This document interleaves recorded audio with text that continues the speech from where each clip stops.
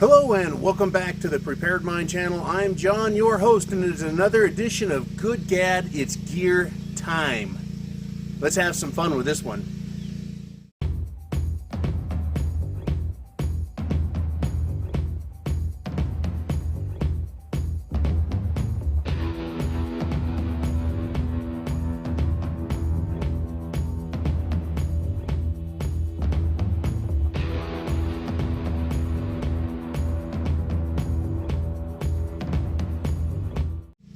Okay, so why am I standing in front of my pickup trucks? Because a guy like me, if you got one truck, hell, if you got a reason for one, maybe you need two. I'm kind of a special case when it comes to prepping. You know, I've been doing it a long time, a lot of ideas, and even my everyday life, I've incorporated prepping into it. I don't think about it 24/7. But once you work the plans in and you start living them, it just makes more sense. So my good friend and brother John lives over in the Bay Area. He has a quite comprehensive bug out plan, as you can imagine. Leaving the Bay Area, oh yeah, you want to get out of there, right? If that's your plan. Now once again, I'm not the expert, only in my world. What I'm going to present to you are ideas for you to consider, for you to incorporate into your plans. So, in fact, the thumbnail for this video is a picture of the front end of John's get the fuck out vehicle, Jefe. And Jefe, for all you non-Spanish speaking folks, means the boss, right? The big boss, the big dog, Jefe. Anyways, this old truck here, it's just called Old Blue. And then the green beast is the green beast. Anyways, the idea of the bug out vehicle, whether you've got an automobile, a motorcycle, whether your bug out vehicle is a minivan, a sedan, a small pickup truck, a large SUV, small SUV, or full-size trucks, it's up to you to decide what fits your budget, your lifestyle, where you could park them. Obviously, these two beasts, they get parked outside. I live in a rural area, so it's okay to do that. You've got to have something that fits, but also does the trick for getting you either bugged out or get you back in. And again, the plans are a massive, wide variety. Some people, their bug out plan is 5 miles up the road or 10 miles, getting to their bunker or their safe zone. Other people, it's 100 miles, 200 miles, 300 miles. For some people, it's the idea of wherever they're at, they need to get back to their home. Their home is their bug out location, so you need to be able to get back. And right at this moment, I'm going to stop and I'm going to say the idea, the prepared mind bug out bag for, I think I'm going to do a 3-day, a 5-day, a winter bag, and a summer bag. And when we get into that, I'll do some videos on that as well, but I'm going to design them and put them together. And then you guys can buy them if you want them. I'm not going to fill a warehouse full of them and then tell you have to go sell them. No, sorry. Anyways, back to bugging out. So that picture of Jefe, it's the front end. The entire vehicle, in fact, is armored. Not quite as much as the president, but it's got side rails, rear bumpers, light guards, brush guards, bumpers. I mean, he has outfitted that vehicle for getting through Armageddon, right? It's lifted. It's got skid plates. Jefe is one hell of a vehicle. Now, we all can't be like Jefe, right? We all can't have that, and we all don't have that need. But there's some things that we all have to understand about getting somewhere when shit hits the fan. Number one, right? You have to have enough fuel to get there. Again, if you've got to go 200, 300, 400 miles, you're going to need fuel cans. And unless it's a pickup truck, that fuel is going to be inside with you.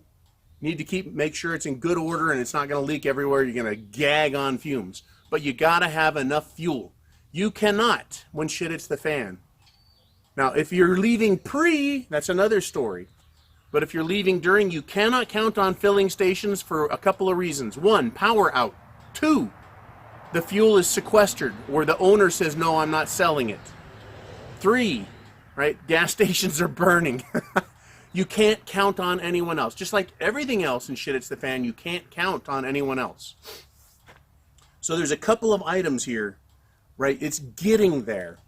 So Hefe is outfitted with bumpers to push things out of the way. Old Blue here, what have I got to get things out of the way? Or to get around things? I've got a snowplow blade for this one. It can push dirt, right? And it can push objects out of the way, other cars. You know, that is an idea I have that may be useful to me. But the idea of this is what people are going to do, because I've been told by people this is what they're going to do. They're going to get their tractors out and they're going to tear up roads, or they're going to push big piles of dirt out into the road. They're going to put objects to block roads to deter automobile traffic from coming up into their areas. Now, my plans are my plans, and someone could pull that kind of a stunt on me, right? So what do I need to do? I need to go over, around, or through, right? And so that's why I have four-wheel drive vehicles with large tires and lift kits to get me over, around, and through. Because again, Shit It's the Fan is not a weekend holiday. It's not a picnic, right? We need to get there. That is the whole point of bugging out, or the point of getting back. If you cannot get back, right, it is pointless to try and have a vehicle with your supplies in it, what you need to get through, right, your preps. So, once again, we've got my green truck back here. You can take a look, 8-inch lift. Right, I can go through 36 inches of snow. I can go around and through. If people want to pile dirt up, I could probably just go over it. Because it's four-wheel drive, I can go off-road and go around. Right? That's the idea with this. Now, that doesn't work for everybody, and your plans may or may not include that. If someone piles dirt up on the road and you're trying to get through in your small SUV or your sedan, perhaps a shovel will be part of your program to dig your way through level ground and get you around stuff or get you through stuff. But there's going to be a lot of that. Once again, Hefe has a big old bumper in the front. My bumpers have been tested. This is an 86 heavy-duty F250. It's a very special unit. It has the 6.9 diesel in it, and this engine has no electronics. It's all gears and chains and everything else. You know, this one, it's a tank, right? With compound low, it's a tank. I can push anything out of the way with the snowplow. This vehicle here, right, 7.3 liter turbo diesel. It's a tank also. It's its own kind of tank, and I have hit deer, unfortunately, and a cow. A 1,000 to 1,200 pound cow I hit with that front bumper, and it pushed the bumper to where it almost hit the tire, but I hit that cow doing about 45. I know both of these things are basically tanks, and I've tested them now. Not because I wanted to, but because it happened, right? To be able to go through items or stop, push items through. The objective of getting out or getting back, once again, is to get there. You gotta have fuel, and you have to have a plan in your head to understand how to get your vehicle through, over, or around everything. It is critical, and people are going to want to stop you. One of the things that's critical to have and understand when Shit It's the Fan, if you're bugging out, you might get shot at. Shot at. Literally, people shooting at your vehicle. And that is why, again, I have these vehicles. They're big, heavy diesels. You can shoot the radiator out of them. They can leak. But believe it or not, these vehicles will go without coolant a lot longer than aluminum-headed gasoline engines. I've chosen them for the specific purpose of being rugged and durable in a firefight, right? It may not get me 100 more miles, not that I'm going that far, but it'll certainly get me a couple more miles at the very least, which is what I'm going to need to get the hell out of harm's way, because there are going to be deliverance-minded hillbillies out there. And if those hillbillies are on your side, you're all happy about it. If those hillbillies are there to screw you, you are in big, big trouble. So what do you need? You need a vehicle or the mentality of I need to get through and get past. One of the things you should have is extra coolant for your vehicle. right? Keep as much as you think you need. If you get shot at, hopefully you can make a quick on-the-road repair. At the very least, you can cool the engine down with it and get you a few more miles down the road. Hopefully enough to where you're going. Now, there's no foolproof way to do that, except to say you take the coolant return line, put it to the top side of the engine, and somehow tie them together. And I would recommend looking into this if you're mechanically inclined, so that you've looped the coolant system and you avoid the radiator altogether, the area where things are leaking. If they shoot your damn hose, you're screwed anyways. But be that as it may, it's important to understand that a vehicle only needs to cool down for an hour or so. You can restart it and go again for a number of miles. And once again, if you're being shot at and you're bugging out because of shit hits the fan, you're not too worried about harming the engine beyond repair, because I'm pretty sure that Ted's Automotive is not going to be open, right, a couple days later, ready to fix your shit. Your objective when shit hits the fan is to get there. Once again, other items you should have with you. I've got a small bottle, and this is slime, tire slime. Prevent and repair flat tires. In order to do vehicles of this size, your vehicle, make sure you get the size right. That's for a motorcycle tire. So you can imagine big tires like this, yes, it's going to cost a lot more to put the proper amount of Fix-A-Flat in there. Now, why do we need Fix-A-Flat? Why? When shit hits the fan, people are going to do what? They might be shooting at you. Now, if they shoot you in the sidewall, no amount of Fix-A-Flat is going to help. Because every time that tire goes around, the sidewall flexes, you're going to have green slime snot blowing everywhere. But if they shoot through the tread face, right, a bullet is not a drill that drills and removes material. It squeezes between the fibers. And the strongest part of the tire is the tread face, because it's thick and it's got belting in it. Polyester belts and rubber and steel, right? And that will want to close back down behind there, behind the bullet. The idea of the slime is it's got fibers, rubber, and material, goop, that flows into what they call the wound or the hole, right? And that closes up and hopefully seals it so you can travel on. Again, shit hitting the fan, you're wanting to get there. It's an emergency, right? And that's how that goes. Now, people are also going to throw nails, they'll probably put boards in the road with nails in them. If you get a nail, or they just throw out a bunch of tacks or roofing nails to flatten tires, and people do this type of shit without shitting the fan, I imagine they'll do it when it does. Leave the nails and screws in your tires. Don't pull them out, because you're going to, right? The nail is actually sealing things up a bit. And you're not trying to get 50,000 miles out of them, you're trying to get another 50 out of them. That's all. So again, shit hitting the fan, emergency situation, we have to adopt an emergency mentality. Your tire, if you take a bullet or a nail through it, or a series of nails, even with the sealant, you can still go flat. That is why I recommend that you have in your automobile a portable compressor. It's not huge, it doesn't look like something from an auto shop, but it gets the job done. It gets the job done. You can get them 12 volt, plug them in. They can be 120 volt and use an inverter. Test it before you make that part of your plan to make sure your car can power it. And getting the ones that are 12 volt that plug into the cigarette lighter or power port, those are the ones that you definitely want to look at. We've got everything that I'm talking about at the club, the preparedmind.club. We've got it there so you can buy it if you don't already have it. But I've heard a lot of people say, well, this is what you need. This is what you need. Of course, this is what you need. We need all of these things. But maintaining the idea of getting there is the priority. You have to get there. And so if you've got a smaller vehicle, a sedan or a minivan or small SUV, you might consider run flat tires. They have a strong sidewall that's designed to run with no air pressure.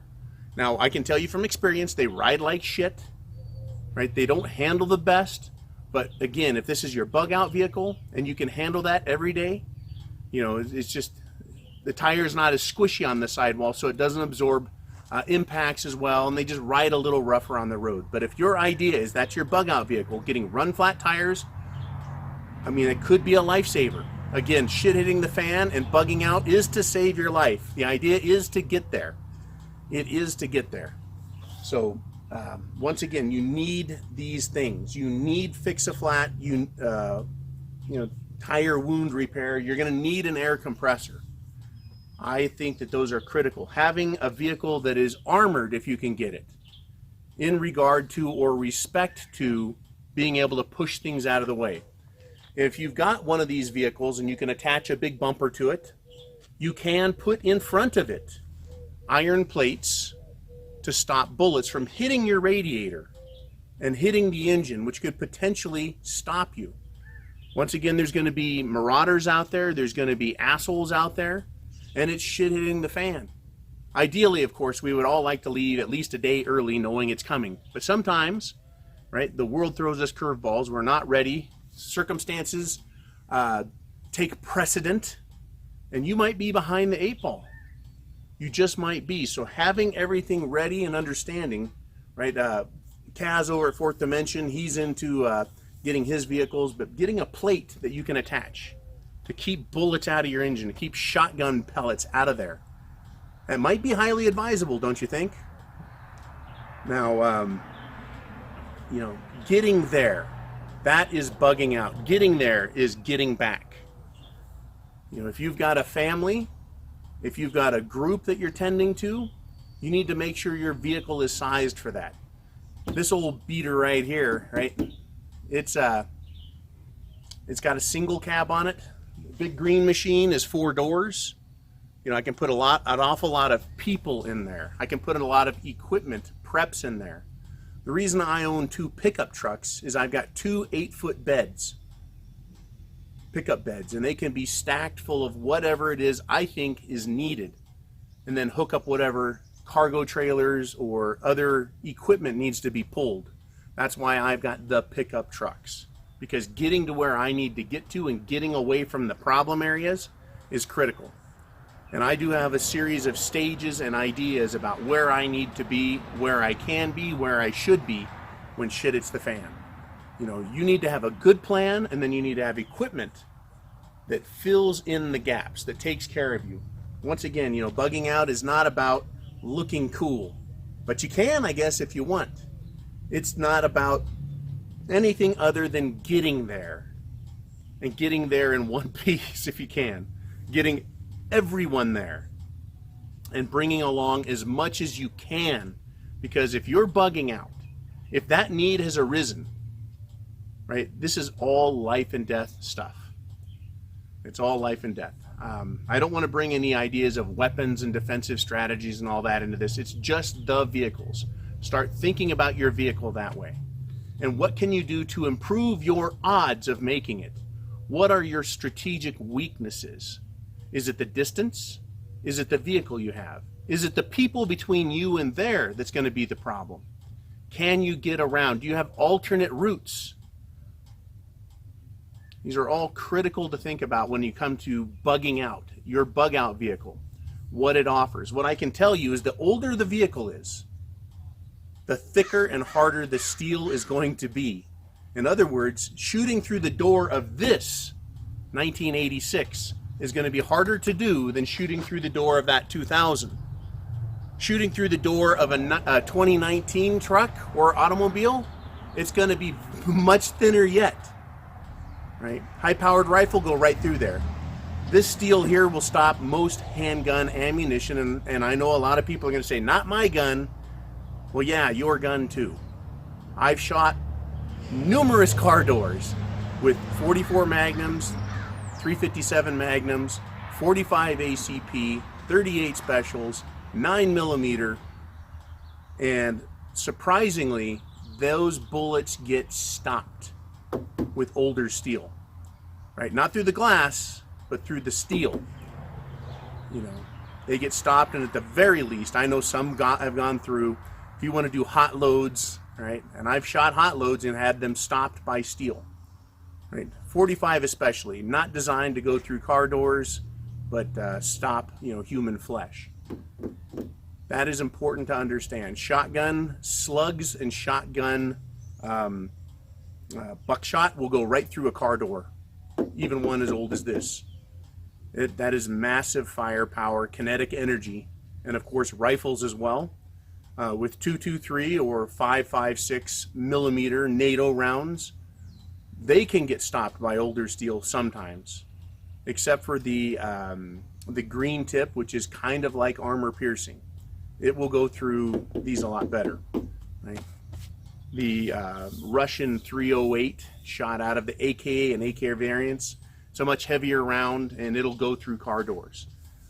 Anyways, that'll give you an idea what to think about when if you're picking a vehicle or you have one, wondering if you're bulletproof or not, right? Or how bulletproof, or what you can come up against. Those are thoughts also, because again, your idea is to get there. If you've got body armor, the AR 500, which we sell or have a link to through the preparedmind.club, it might be advisable to wear that while you're driving and bugging out. Right? It's going to do a couple of things. It's going to make you a little more bulletproof. It's going to keep you warm, right? And you're not running and jumping and anything else. You are what? You're just sitting there. So it's not going to be difficult to wear. If you wear it walking around all day, yeah, it'll wear you out. Carrying 40 pounds of armor plating on your body will wear you out. In the event you're bugging out and there is a roadblock, an obstruction in the road, or some other problem in transportation and you need to get out of the vehicle wearing that armor plating, that body gear, if someone is there to ambush you, right, you at least have a much better chance of taking only superficial wounds, which hurt like hell, by the way. Any superficial wound hurts. But a life-threatening wound to the chest, kidneys, or the back, right, you minimize your chance of being taken out during an ambush. Because again, you're not just worried about you. You're worried about everybody in your group. You're worried about getting there, getting to the bug out place. That's the whole point behind the bug out vehicle. Now, one last thing when it comes to the idea of EMP or coronal mass ejection, if that causes the shit it's the fan, you're going to find out pretty damn quick when you go to start your vehicle if it's going to work. If it works, it's going to work the whole time. If it's not going to work, you're going to find out the first time you turn the key. The other part of that is if you think you're going to be able to get fuel along the way because you know somebody or you know the gas station owners, if there's an EMP or a coronal mass ejection and power is out, they're screwed. Their generators may be screwed. And so therefore you may be screwed. Once again, having your fuel and having it ahead of time for what you need to do to get you there. It's good to have that fuel ahead of time. What you can do is say you need a full tank plus 2 5-gallon cans to get you there. You can keep that fuel in those cans and it'll last months and months and months. And if you want, you can put a fuel preservative in it. But every couple of months at least, use that to fill up your car and then go fill those cans up with fresh fuel. And that way you're always rotating your fuel and always having enough to get you there. Once again, getting you there is key. Absolutely key. Right? In today's modern engines, you have to have the right fuel. Believe it or not, this truck will run on neutral oil. If I could get it into the pump, I could probably run on peanut oil. I know I can run on French fry oil without any modifications to this thing.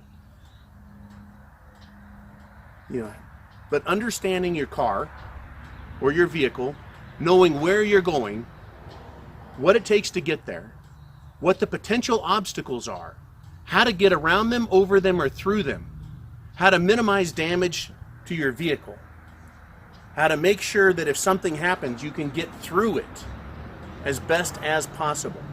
All of those are critical in understanding what a bug out vehicle is about. The reason I've done this video is perhaps one of the things I talk about, and it just takes one of those things you went, I didn't think of that. Or I didn't understand the potential or possibility. That's why we have these discussions. Because I can't know your circumstances. I can't know what's going on, right, in your head. I could be going somewhere and shit, it's the fan, and someone might recognize me and go, we like that guy, let him through. I could be that guy and they go, we hate that guy, don't let him through. My plan has to encompass all of that. Your plan, do your best to think and see ahead to what the potential difficulties might be. Once again, I want to thank everyone for supporting the Prepared Mind channel, the preparedmind.club, which is your store for buying items. We try and get absolutely the best products that are tested, looked at, and then to make them available so you know right where to go to get them, right? And it does go through the Amazon store unless you look at other affiliated merchants who sell their items through us, like the AR-500 body armor and ammo and guns, things we can't sell ourselves. We'll get you the people that can. Anyways, thank you again very much. Chance favors the Prepared Mind is yours. Again, the idea is to get there. You don't want to march 20 miles with a full pack and dragging your preps on the ground behind you on a on an old-fashioned wooden litter that you made. Anyways, you guys be cool, and I'll see you next time.